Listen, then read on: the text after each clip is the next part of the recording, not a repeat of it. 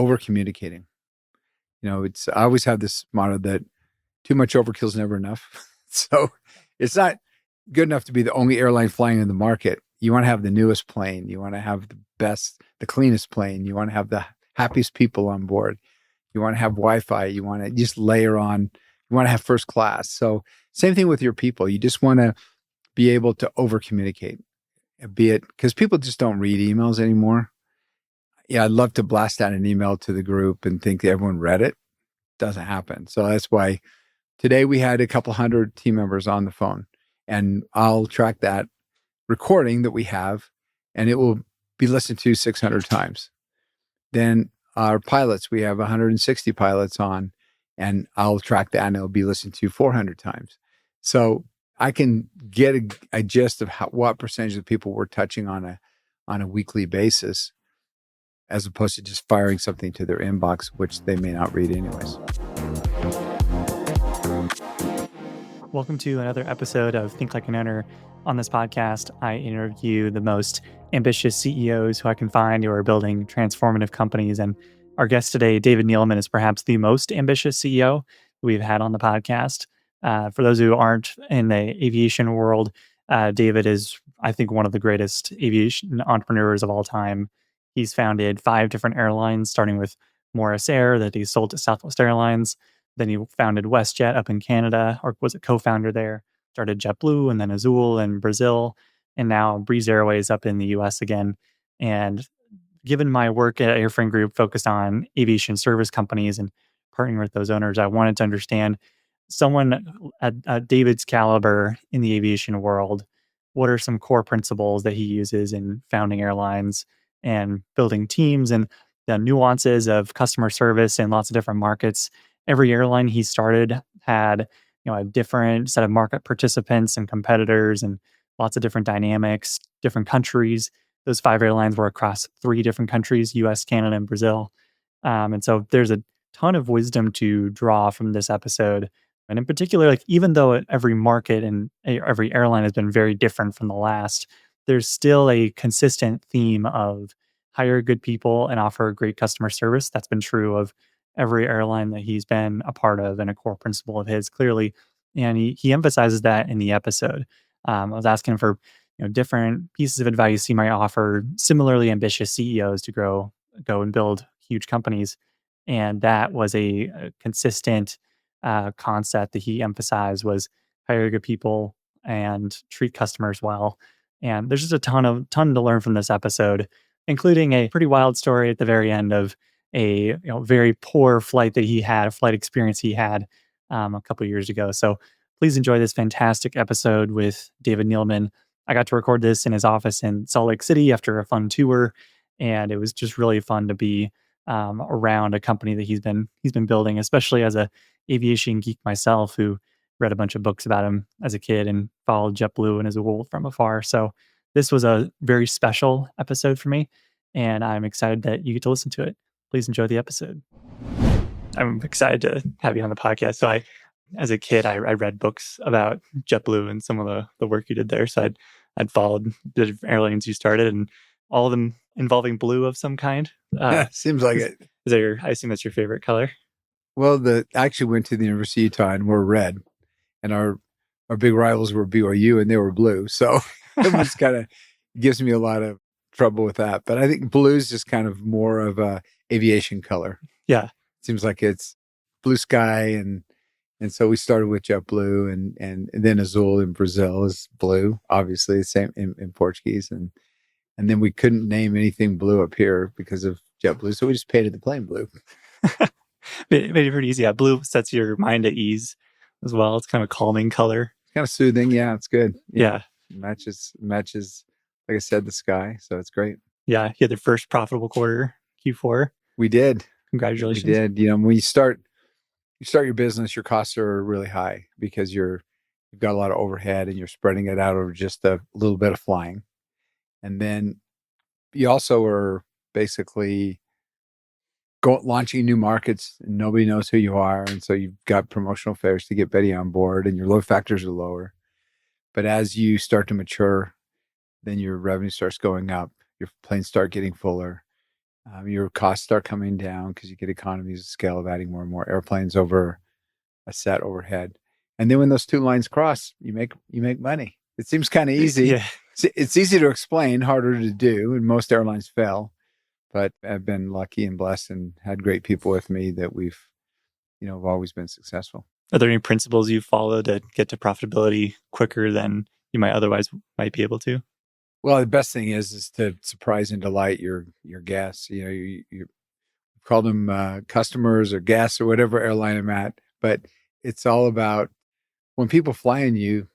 You want them to go get off the plane and say it was a great flight, and I'm not only going to fly these guys again. I'm going to go tell all my friends to fly them as well. So Sign up for the credit card too. sign up the credit card, everything. Yeah, it's all the above. But that's really the secret is making sure that you.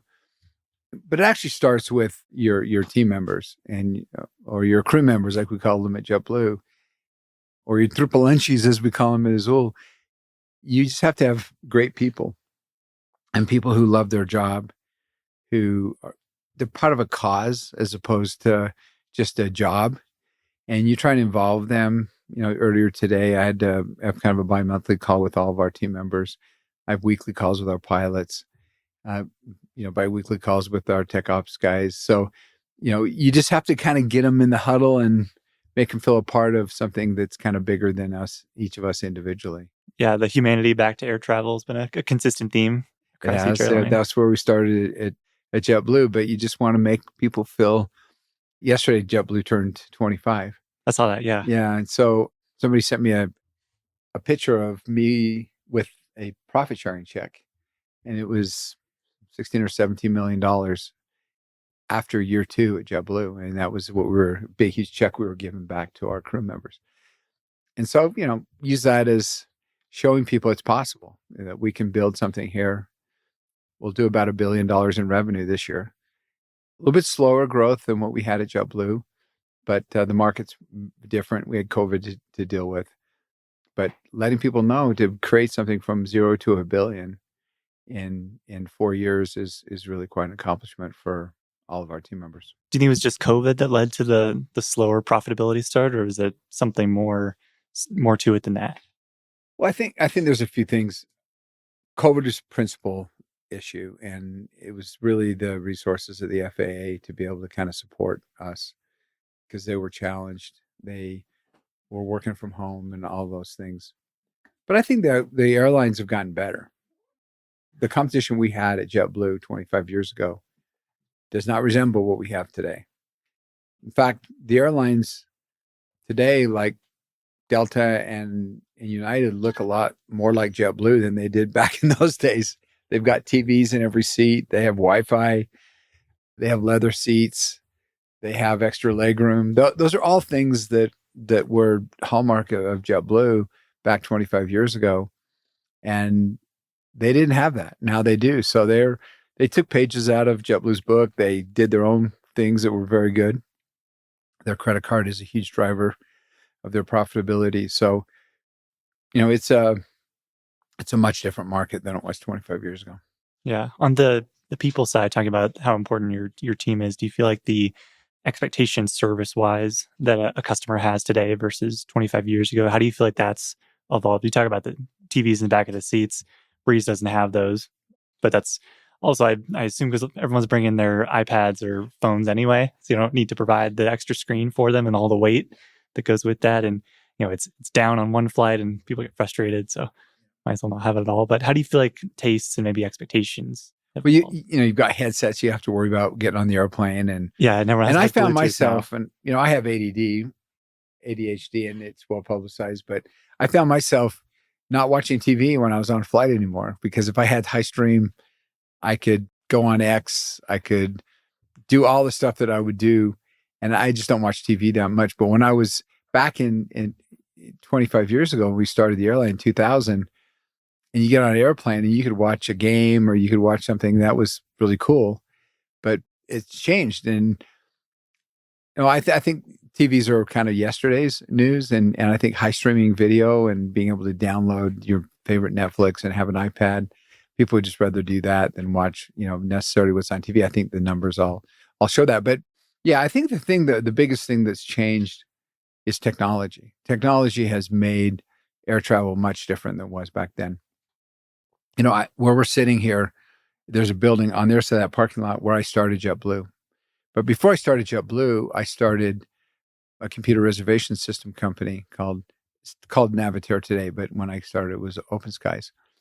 It's owned by Amadeus now, and it's worth $1 billion. But the whole concept of that was that we wanted to get rid of tickets. We were the first ticketless airline in the world. And in order to do that, you had to have a relational database. And all the other mainframes were flat files, and the tickets were the database. So they couldn't really track it. And so by being able to kind of get a relational database and have all that data in there, then you could just give them a confirmation number over the phone. And then when the internet came, they'd just get a confirmation number printed out or just write it down, show up at the airport, type it in a kiosk, get their own ticket. That changed everything. And we were at the forefront of that. Back this is before even JetBlue. This is 30 years ago when I was at Southwest and exported that technology to Southwest. So, JetBlue was started as a company that was, we're a customer service company that just happens to fly airplanes. People are like, oh, that's cool. And then now today, nobody doesn't care that much about customer service. They just want to be able to do it themselves. They want to be able to go online. They want to be able to have an app that works really simply. They want to be able to make changes. They want to be able to add bags. They want to be able to do all that stuff. And then they don't want to go stand in line at an airport. We were just talking about that. Like, if I have to interact with someone, it's a failure of your app to help me. Right. And so that wasn't the case at JetBlue because we wanted smiley people to hand you your boarding pass. Now it's kind of like, no, we want to check in. We want to drop my bag off. I want to I'll swipe myself on the airplane, and I want to sit on the airplane, and I want to have my high-speed Wi-Fi. And really, our flight attendants are the only people that really interact face-to-face with our guests. So it's changed a lot, and that technology has got to be really good because that's what people expect. Yeah, and a lot of the tech outages have been really well publicized in the last few years. When you're starting an airline from scratch, you get to kind of choose your lineup of systems that you're going to use. Starting from scratch, was there anything specific you wanted to make sure you included, or a way that you set up your IT infrastructure that it could be flexible or more reliable, or you could evolve into newer systems more easily? Was there what kind of decisions did you make early on? The first decision was to look at ourselves across the parking lot from Navitaire because they really, if they don't work, we're in trouble. That's our revenue system. It hooks into our operations systems. The other thing I think what we did is with the operations systems, usually you would start out with kind of a less capable one that was cheaper and then kind of grow into it. But we knew we were going to get big. So we just started with the systems that were just more capable, because transitioning those systems on the fly is much harder. It's kind of like trying to change the tire on a car when it's going down the freeway as opposed to when it's because there's always a plane built. flying. You can't just have a ground stop for a couple hours. You can't. So I think we took a lot of knowledge in the maintenance system and the dispatch system, flight following system, the crew scheduling system. And there are a few things we didn't do as well as we should have.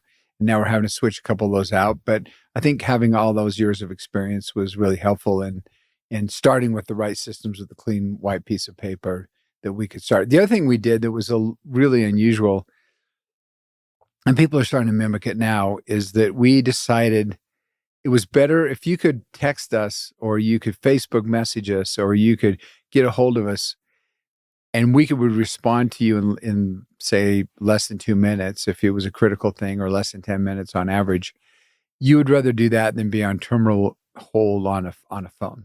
So we went to this system where you couldn't call us, but if you got really frustrated, we'd call you. But we could handle 99.9% of all the issues in 10 minutes or less. That's really the goal. And then at home, we could have somebody that's talking to 6 people at a time and resolving and helping them out. And then try and make the app as functional as possible so you never had to contact us. The other great thing about Breeze that we didn't really have at any other airline, because we started with a clean white piece of paper, we required everyone to give us their email or phone number, which is great if you have a disruption or if you obviously for marketing purposes, but more for operational purposes. If a flight is stuck in Buffalo in a snowstorm and it took 3 hours to get out late because of a ice storm, and you're coming back from Orlando, and you get a message saying, "Hey, your flight's going to go at 5 p.m. instead of 2 p.m." You don't care as long as you don't get to the airport and look up and see it, but you actually are aware, and you take the kids to another amusement park or to a museum or something, and then you get to the airport. And so being able to kind of have that connection and talk to our guests is really critical, important. And that's one thing we do really well. And to the point of starting out with that clean sheet of paper, is there especially when it comes to fundraising and aircraft orders, is there a certain scale you're looking to be able to get to within a set number of years that puts you on makes you profitable, or like where does that kind of magic number sit? Like we also talked about a couple airlines that are tried to start and failed and didn't hit scale or didn't hit the right routes or what have you. Is there a size and measured in fleet or routes that you're trying to get to early on? Well, I think start with the premise, first of all, that I'm not going to start an airline just for the sake of starting an airline. I just I want to start an airline.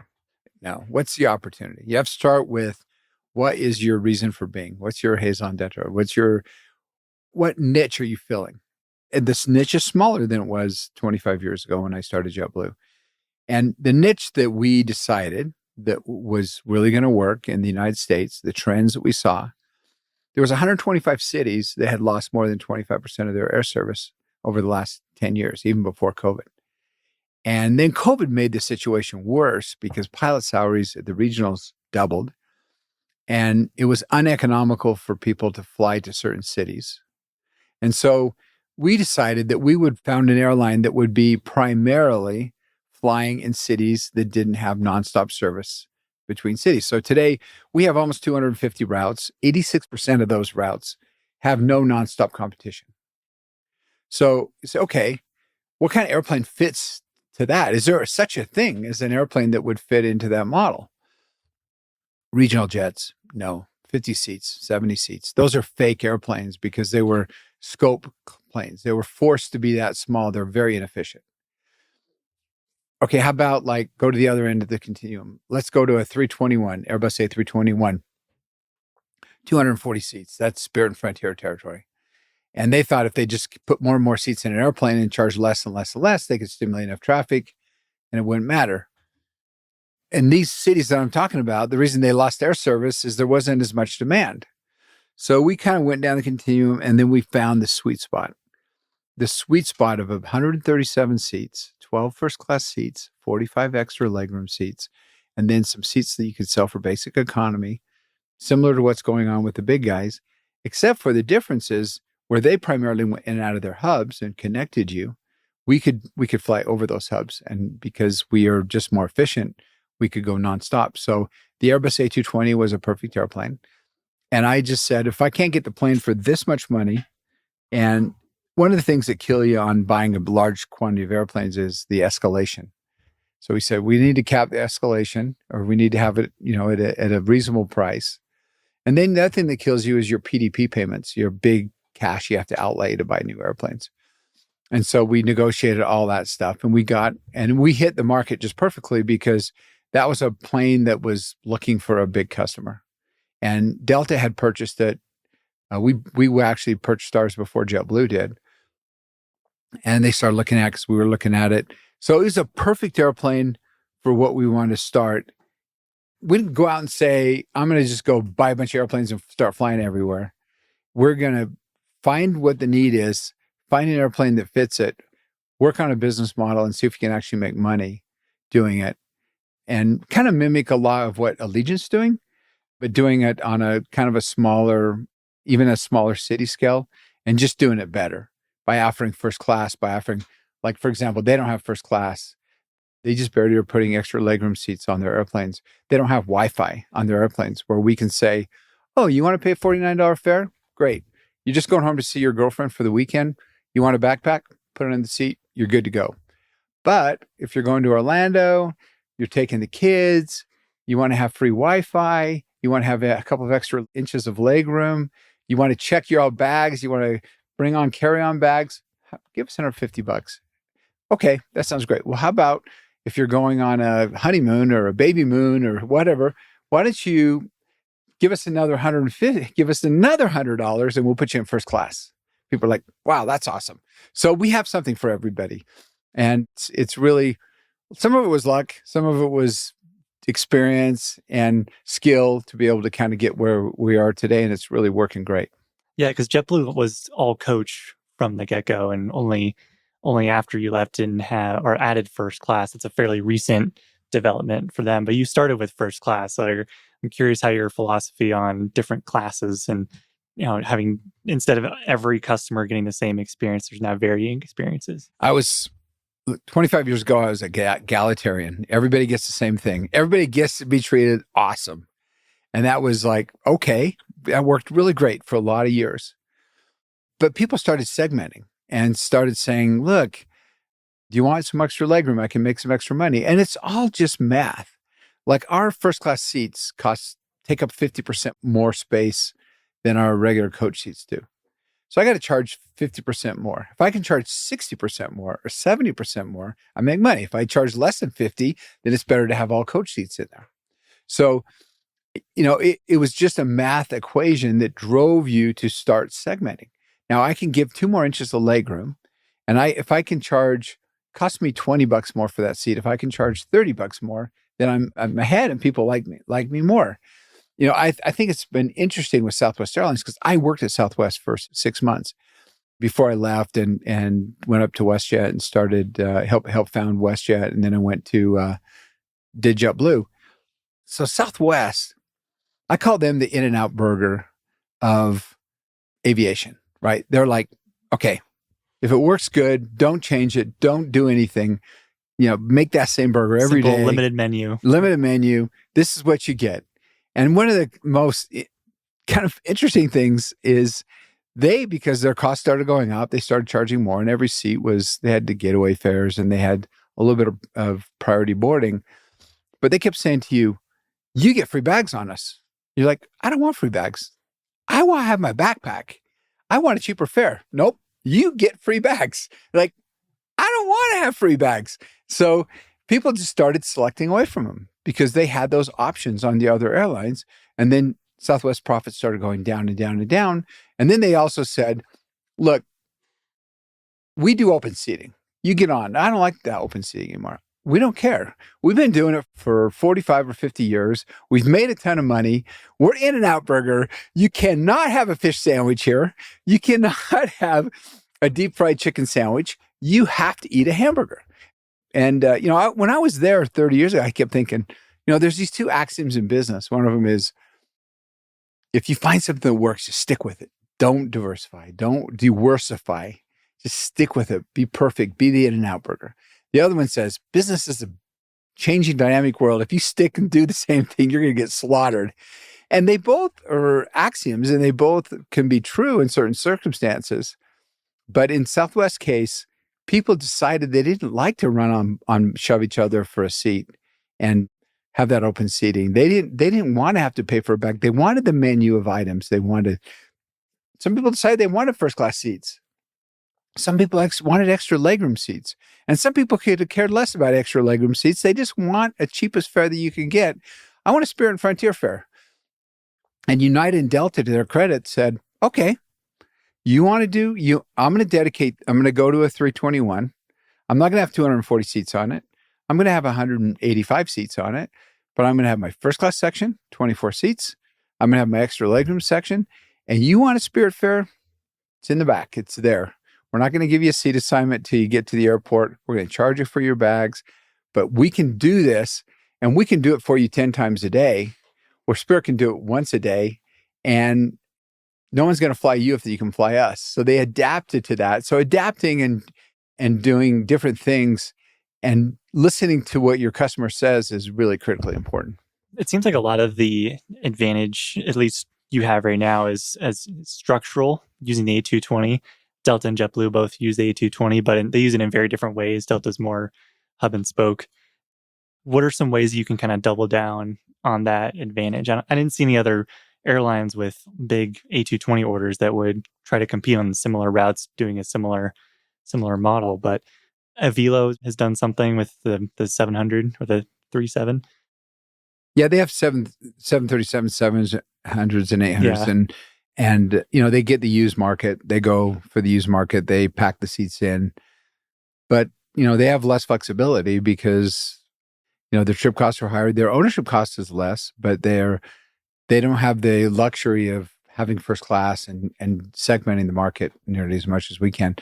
It was interesting because we have a lot smaller airplanes than Spirit, but our revenue per airplane was the same as Spirit's, and they had a heck of a lot more seats. And so if you have a 20% lower, 25% lower trip cost, and you have the same revenue per airplane, one of you could be making 5% margin while the other loses 15% margin. So, putting that right seat to the right market, the right plane to the right market is really important. The 220 gives us the three major advantages that I love about the 320 and the 220, and that's why we picked it. Number one, it had a low operating cost, low fuel burn. Obviously, we got a good price on it. But it's for premium seating, it's very efficient because we have 2 and 3 seats. So every time I put a first class row of first class in, I only lose 1 seat per row. Everyone else loses 2 seats per row. So it's twice as expensive for them to do first class as it is for me. So that's really important. The other thing is because it's so fuel efficient, it has great range. I can fly Providence to LAX with that airplane. Yeah, or Boise to Honolulu. Or Boise to Honolulu. I can do once I get ETOPS rated, or I can fly down to Cancun, or I can fly to Punta Cana, or I can fly all these other places. And then it's really good for short field. So if it's a special airport, Hilton Head or something like that, or the Keys, Key West, then you can go into those airports where maybe the bigger airplanes can't. Yeah, the A220 is a rocket of a plane. It reminds me of the 57 with how much power it has coming out. Yeah, it's a great airplane. It's beautiful too. Yeah, especially in our paint job. That check on the tail. Oh, yeah, looks great. Big windows too. I think some of the biggest windows until you get to a 787. We don't have Mars because our bathrooms are in the back, but on Delta's 220s, you actually have a window in the bathroom. Oh. You're like, well, I hope no one's watching me out here. But you have an open window that's in the bathroom, which is kind of that's cool. Amazing. You didn't add it? Or No, because we put the bathrooms in the back so we could be more efficient in the cabin. Oh man, that would have been really fun to add. Delta has $10 billion off their credit card, so they can do things like that. Yeah. It sounds like the Breeze credit card early on, though, has been successful. So you're working your way there. Yeah, it's doing good. Yeah, we're really happy with it. It's really interesting because we have a very interesting demographic. People, if you're living in Westchester County and you have a second home in Vero Beach, we're the only person that flies it. And I know people who used to fly a private jet back and forth, and now they just fly on Breeze. It's an interesting demographic. So when you fly between cities that nobody else flies to, or cities only nonstop flight, you get just a really great demographic. So the uptake, because I'm like, why would someone want a 10th credit card in their wallet? Marriott's got theirs, and Delta's got the Sky Miles card, 1% of the GDP. Well, because you're the only one who can get them there nonstop, and so they flock to the card, and so we've exceeded every expectation on the card. Yeah, one kind of big question I've been curious your thoughts around is every market you've gone to was essentially expanding that market, and Azul, of course, was getting folks off of buses and onto planes, and JetBlue was bringing some nicer service back and that egalitarian treatment with more entertainment and all that, and Breeze having more point to point. And so I'd love your thoughts on how do you look at a potential market or niche that you might be able to build a company around? What are some of the questions you ask yourself and to try to understand? Like, what was Breeze like, your research process for understanding how could Breeze fit as a company? Well, this is kind of a leftover, a holdover from the deregulation days, from the regulated days. But the DOT still keeps a database of every single person in the country, where they flew and what they paid. And it's like 9 months behind, so it gives you kind of a little head start. And so we can take a look at that and say, between these two cities, there used to be nonstop service. There was an average of 130 people a day that flew that, and they paid $128. Today, that number's fallen in half. There's no nonstop service. So if we were to put nonstop service back in again, do you think we could get that number back up again? I think we could exceed it if we gave better service. So there's a lot of science, data science, and there's a lot of gut feeling.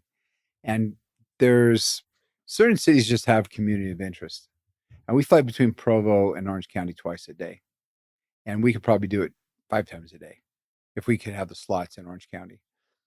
Because there's community of interest between those two places that people just want to go to Disney and they want to come visit relatives and they're all at BYU at school and they want to go home for the weekend and see their girlfriend, whatever. So there's cities that have community of interest and there's places where you just want to have a desirable place to go. You look at a place like Huntsville, Alabama. Who in Huntsville doesn't want to go to Vegas? Well, you got to go connect over some hub, Denver or Dallas, or we'll take you on Thursday or Friday and we'll bring you back on Monday. You can just go out for a weekend. And on the other side of that, if you want to go really cheap, we'll send you nonstop. You can stay Sunday through Thursday, whatever. And do you want to go to Tampa? Do you want to go to Orlando? So, we just develop markets out of those places. And I would tell you, we have to generate 80% of what we fly. I doubt if we stole 10 or 15%, I'd be shocked. We don't steal that much. We generate it because if it's less expensive and it's more convenient, people just do it more often. When I started years ago, when I saw Ryanair over in Europe starting up, and they were flying to these crazy secondary cities out of Stansted Airport, I'm like, why would anyone want to fly to I don't even know the name of it. This secondary city from Toulouse, France. And they got it for free. People say, just fly down here. We'll give you the free airport service. And I thought, there's no community of interest there. Well, all these Brits started going down there and saying, wow, look at these French country cottages. They're so cheap. For 50,000 quid, I can get me a French country cottage. So they bought up all the cottages. And the next thing you know, they wanted to go back a couple times a month, back and forth. They created a market. And that's how you do it. If you have service, and we serve, I think, Vero Beach from 8 different cities, and we probably serve, more next year. And you can get there. It's a great place. It's not crowded. You can get a second home for a decent price. And now you can fly back and forth on Breeze anytime you want to go. Then it's going to force you to buy. And that's same story, generating a market. What are some tactics you use to generate that new demand, that new market? First of all, fly places people want to go, and they want to go more often because there's the second home. There's the just get out of the cold and get to the sun. There's also a lot of migration that's happening in the country. People have been moving to the Sun Belt. 11 of the 13 new routes that we announced last week touched the Carolinas. Why did they touch the Carolinas? Well, there just happens to be a lot of people from the Northeast that have moved to Raleigh, to Charleston, to Richmond, to all these places that we fly. Richmond's not in the Carolinas, but Greenville, Spartanburg, South Carolina. That's another place that we fly. So I think you want to go where they want to go for either, we call that VFR, visiting friends and relatives. And the cool thing about Mid-Atlantic is not only do you want to go visit friends and relatives that live there, that move there, but it's a cool place to go too. Has a lot of fun things to do. So you just combine all of that as you make these market selections. And so once you've selected a market and there's now you've announced the new route, or maybe before the announcement, there's more research or testing of some kind that you can do. Once the route is announced, how do you generate demand effectively? What's been effective for you? Well, we call it 3 bites of the apple. You have the first where you announce the city and you get all the press in that area to be excited about the new route. A new city like Albany and Rochester we just added. We also added Memphis. My good friend's founder of FedEx, Fred Smith. So he's been after me on Memphis for a while. And you go down and do the press. That's your first bite of the apple. And then you put everything out for sale. And that's the second bite of the apple. And then the day you start flying, you make a big deal and get all the press there. So it's really getting the word out. And that's all kind of free. It's earned publicity. You don't have to pay for it. And then obviously there's a lot of ways to target people online, where you have Google ad searches and different ways that you can market. And of course, there's Google Flights that anybody can put in there, and they say, well, wait a second, what's this Breeze thing? I can get there like 3 hours quicker and I can do it for half the price. Because I always say, Breeze, when we started, I said, we want to get you there twice as fast for half the price. Like, well, who doesn't want to do that? So, things like Google Flights, we're on Expedia, we're on Priceline. So those are ways to get the word out. People are already searching anyways. But really, it's when they experience it. Once they experience it, about half the people that fly in us are flying us for the first time. And the other half of a repeat business, because we'll grow about 40% this year. So you want to really track those people that are flying you, and you want to incentivize them to keep going. And then you want to really take care of the first time flyers so they come back and fly again. Have you noticed that when you add new routes, it increases the percentage of repeat flyers because now they can use Breeze to fly to more places? Yeah, I mean, I think Albany, Charleston's a really good example. It's something that we already fly to Charleston. We added Albany as a new city, but everyone in Charleston already knew about Breeze. And all the people that were from that area called all their friends and said, hey, Breeze is coming to Albany. Come see us. Book your flight. Go to flightbreeze.com and book it. So certainly we announced 69 cities. We added 29 last year. And we've added like 5 so far this year. And we'll probably do less than half of what we did last year. But we are still growing at the same rate. So why are you not adding 29 a year? It's because we're connecting the dots. People are, all of those 27 cities that we now serve out of Raleigh, those are all cities mostly that we're serving. We did add new cities in Albany, out of Raleigh, and added Rochester, but all the other cities were cities we already served. So it's connecting those dots and getting the synergies of people flying between those cities we already serve. At what point do you decide to pull out of a city or cut a route? Yeah, that's a good question. We've only pulled out of 5 cities in our 4-year history. And that's a pretty good hit rate, because 69, 5, maybe 6 or 6%. And I think those cities would work now if we went back in them. We'll probably be back. But, I think you have to see growth, and you have to see cities where you just keep adding more and more destinations. And if you can't find that many places to go, then, you tend to kind of want to just use those precious assets and go somewhere where you can do better with them. So, it's not just cities but you also have routes, and a lot of our routes are seasonal. So January, February, nobody wants to go to LA, and nobody in LA wants to go to Providence. It's kind of like, sorry, come April, I want to go to Providence. I want to go up and meet lobsters and hang out in Boston. Yeah, I'll do that all day long.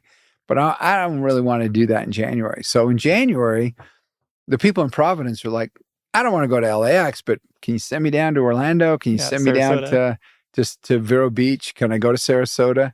So we do some seasonal shifts. And like, there are some people that get upset about that. I'm like, well, then you're like one of the few people that wanted to do it, but there's just not enough to do it. So we do come in and out of markets and back in again on season. But I think we're much better than almost any other airline of just kind of leaving routes. I think we give it more time, and we do better in those routes.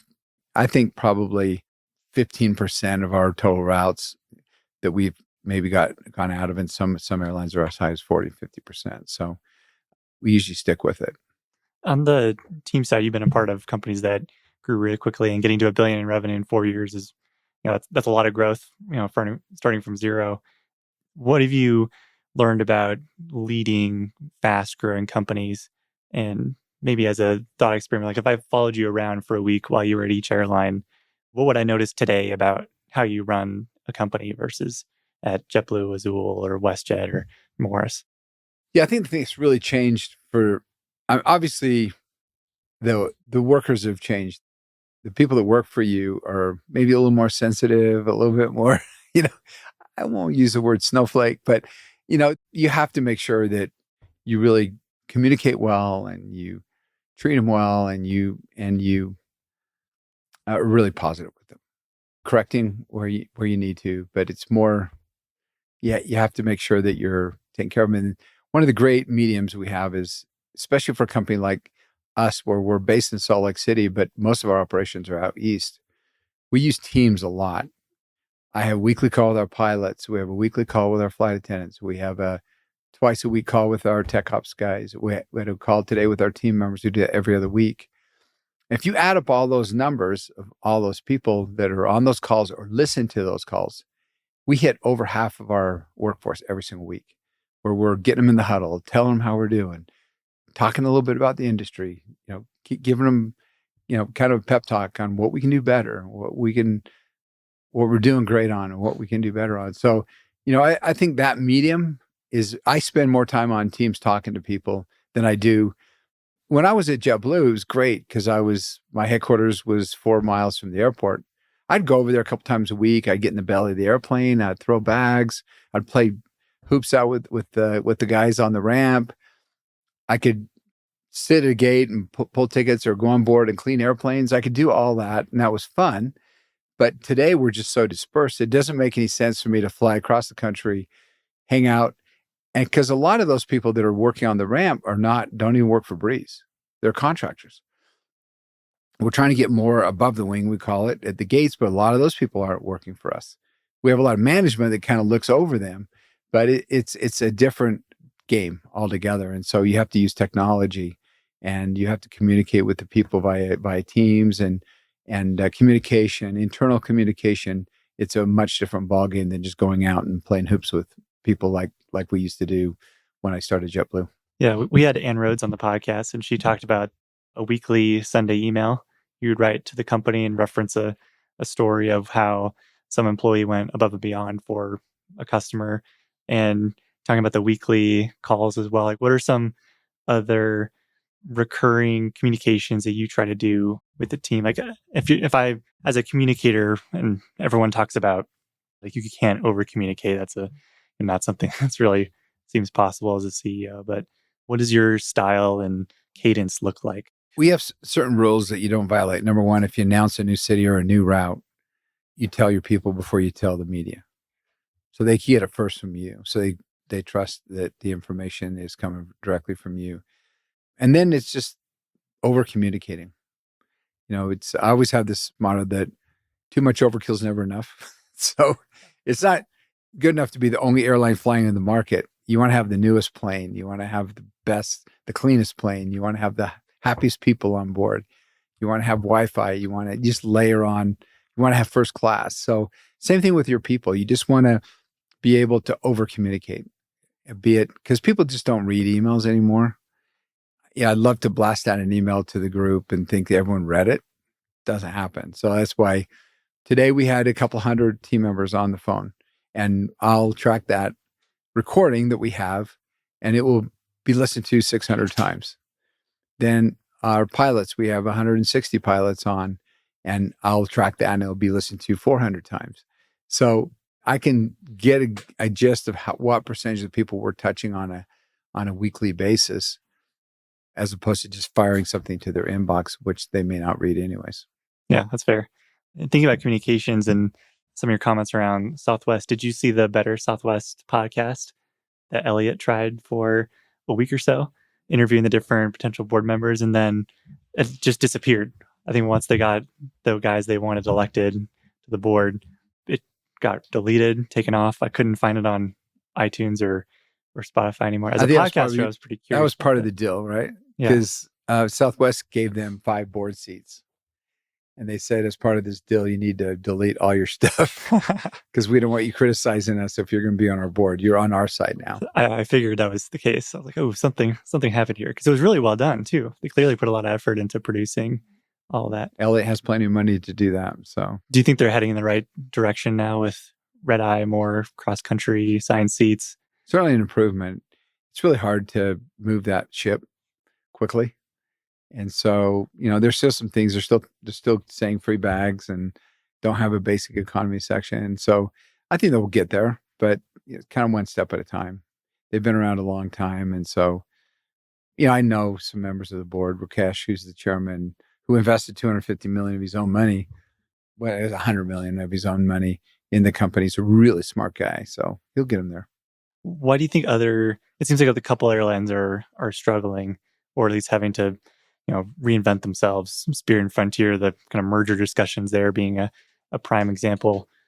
Do you think there's a broader challenge that airlines are facing and trying to deal with that you're observing? Or Yeah, absolutely. There's the haves and the have-nots, right? You've got United, who's making record profits, Delta making record profits.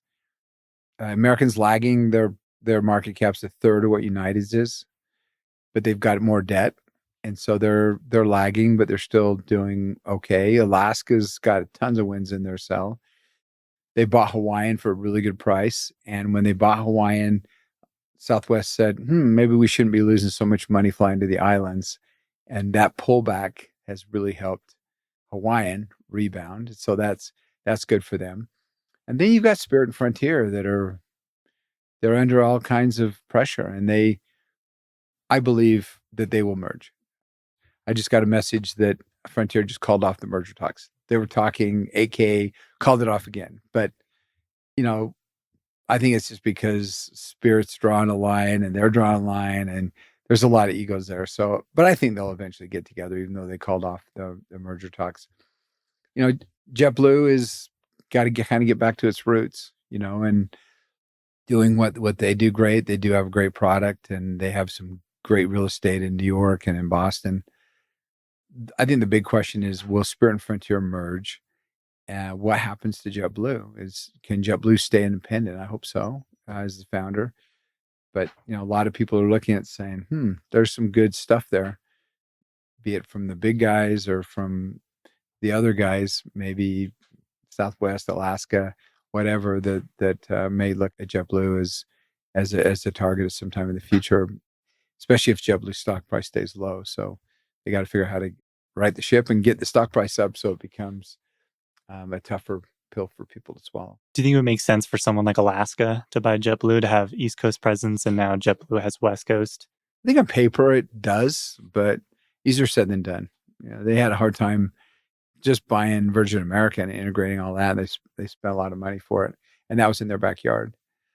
Getting rid of that Airbus fleet, now you got a whole nother Airbus fleet. So I don't know. I think Alaska's kind of just enjoying what they've got going now. I don't think they want to deal with that for that's a big undertaking. Yeah, certainly. What other advice do you offer CEOs who want to build ambitious companies and grow quickly? What are some key I points? just hire great people and treat them great, and make sure that they feel part of a cause. They feel part of something other than just a job. If you interact with companies, you can tell if people love working for the company, and those companies just grow faster. If you have a high NPS score, we focus a lot on NPS score here. And when we're on time, our NPS score is through the roof. And when This we're is not, external and internal NPS? yeah, external. Obviously, I think our people internally are a little more critical than even our guests are. We do much better externally than we do internally, which is a challenge that we're addressing every day. But yeah, just people who have higher NPS scores do better, and they have higher market caps, and so we really focus on that. But back in the day when I started JetBlue, that was nobody did that. Qualtrics never didn't exist. SurveyMonkey didn't exist, but everybody does that now. So that's not unusual. It's just unusual to have a really high score, and that's what we are really focused on. You mentioned ETOPS being something you're trying to get to at some point. What other key challenges lie ahead for you that you're focused on? Well, imminently, hopefully, we'll have flag and we can fly international. We could fly international today, public charter, but our marketing guys are holding out, saying, let's just do a scheduled service. Another season goes by, so it's obviously not something that's wholly dependent on us. It's an FAA process, and so but we can do it. We fly internationally all the time, but there's scheduled service international and there's public charter, and if we don't get the scheduled service, we'll be flying the public charter side, which is the same thing for our guests. Wonderful. What have I not asked you that I should have asked you? I think you covered it pretty well. We're just trying to build a company by treating your people great, and and wanting your guests, put yourself in their shoes so that you fix stuff that you would be annoyed with so that they come back and fly you again. It's pretty simple, but there's a lot of complexities, obviously, to this crazy business. Yeah, I think a lot of CEOs would run better companies if they tried their own product and went through that same experience, especially with apps or any sort of services, or even something like dog boarding. Like if you use your own dog boarder and fill out all the forms, like there's probably something there that sucks that as a customer you would see, but as CEO it'd be easy to miss. Yeah, I mean, it's, go pick up a rental car, and unless you're a gold or something, that all you have to go through that every time. You think you could go on and verify yourself and do all that online and just go pick up your car. There's just so many things that would be easier. Kind of a funny story. When I was kind of putting together JetBlue, and I really was thinking about what people really wanted. I was flying on another airline. I won't say the name, but I was flying another airline, and it was a full flight. Every seat was taken. And when I went to sit in my seat, I had a suit on. I felt wetness I was sitting on. And it ended up being urine from the person who had flown before me. So I stood up to the flight attendant. I said, "There's urine all over the seat. Now I'm all wet." And she said, "Well, it's the last seat on the airplane. You want to get off or do you want to stay on?" And I said, back when they had blankets, I said, "Give me a few blankets." So I sat on the blankets. And then I was on my way, back home. And all of a sudden I felt wetness on my socks. And the person who was sitting in those seats had moved up one seat, and now he was urinating onto my socks. Oh my God. It's just an old guy. And, what do you do? So I took my socks off. I put them in the barf bag. And then I said, if I ever start another airline, I'm going to have leather seats. This will never happen to one of our guests. Were they cloth or yeah, they were all cloth. Back in those days, everyone had cloth, except it was first class. Oh, that's horrific. So I went and said, "How much does it cost to put a cloth seat on?" And they cost like 3 times more, but they last 10 times longer. I go, "We're going with leather seats." Oh my God. That's just a small example of something that was crazy. Is like, why didn't we put wheels on suitcases before like 30 years ago? Because nobody ever thought of it. Now everybody has those seats that wouldn't cause that unsanitary conditions on these cloth seats that everybody used to wear. Oh, that's horrific. Do you check your seat every time before you sit down now? And not really, because I can see if it's a leather seat or it's a pleather seat in a lot of cases. I would never forget that. When I had PETA kind of came after us because we had leather seats, and they sent me a shirt that said PETA, and then someone else sent me a shirt that said PETA, and it came down, people eating tasty animals. So we switched to pleather as soon as we could, because those were just as good as leather. But originally they were all leather seats. Yeah, there's a lot more synthetic leather options today that you could choose. That some of them are a little bit more long lasting too. Yeah, and they're lighter. Lighter too. Well, David, thank you for sharing your time on the podcast. It's been super fun. Appreciate you coming all the way out here. Yeah, well, no, absolutely. Happy to have you. I need to get out to Raleigh and see our operation out there. It's doing great. It's growing, and we've got more destinations out of Raleigh than any other airline. So I'm really proud of what we're doing out there. Yeah, still lots of opportunity. There's a Portland option there that you could fly one day. Yeah, that may work. Thank you for listening. I hope you enjoyed today's episode of Think Like an Owner. If you enjoyed the show, please consider leaving us a review and telling a friend to help more folks find Think Like an Owner. I also want to thank our show's sponsors, Hood & Strong, Oberly Risk Strategies, and Ravix Group for supporting the podcast. For full episode transcripts and our weekly newsletter, please visit our website at dlaopodcast.com.